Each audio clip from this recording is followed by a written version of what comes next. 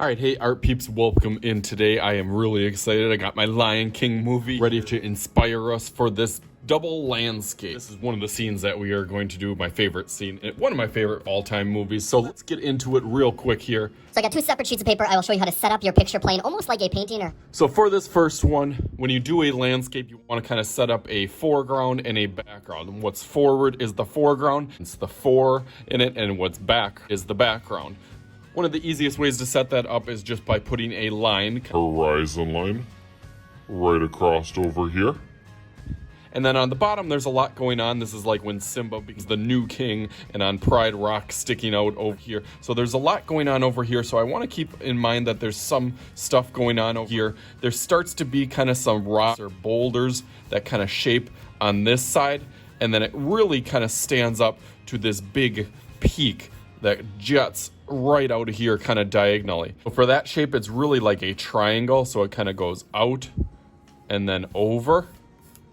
I think if you have some sort of rocks that kind of lead up to that, get that idea of something holding up that big giant boulder, and then one that kind of goes out and then back over there. I think that's how you'll get most of the scene. And then the mountain or the side of the mountain just goes straight up over here. So that kind of sets up our picture plane. There's clouds and stuff going on up here. So that's for this one.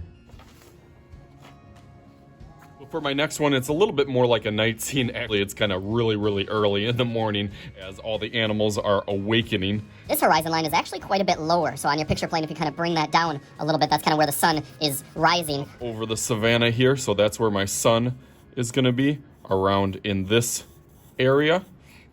A couple little lines or shadows kind of going on. And then right over here, I want to add one of those traditional African trees. And that one goes almost as high up as the sun, but we'll start with a couple lines. Just a couple random lines, and then almost like some cloud shapes kind of stacked on top of each other.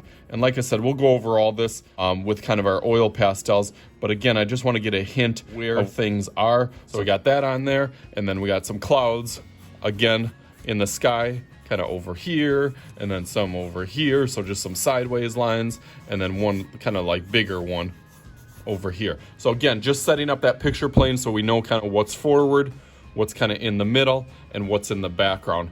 Okay, so now the fun part, the coloring. Like I said, oil pastels will work the best, but you could also do this with crayons. On here, I got my bucket of oil pastels, so I'm going to go through that real quick, try to pick out some of the colors and some of the techniques that I'm using, but we'll go through that real fast.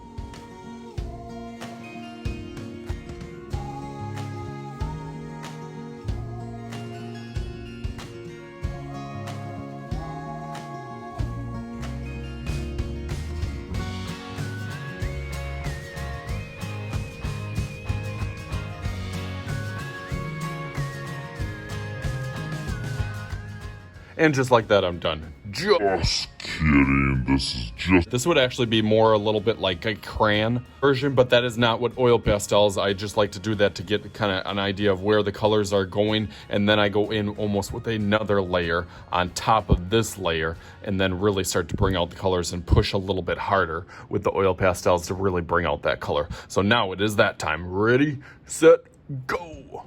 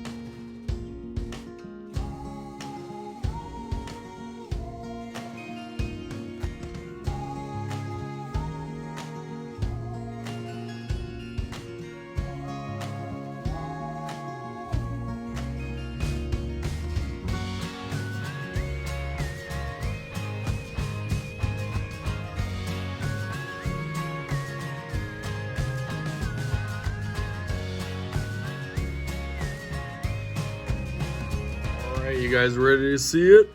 3, 2, 1. Bam! There it is. Thought they both turned out really, really cool. I was happy with it. I love doing oil pastel. It reminds me most of painting. But like I said, you could always do the crayons and give it a try too. So hopefully you guys enjoyed this. As always, I am Mr. Shooty. This is Mr. Shooty's Art Channel, and we'll talk to you guys later.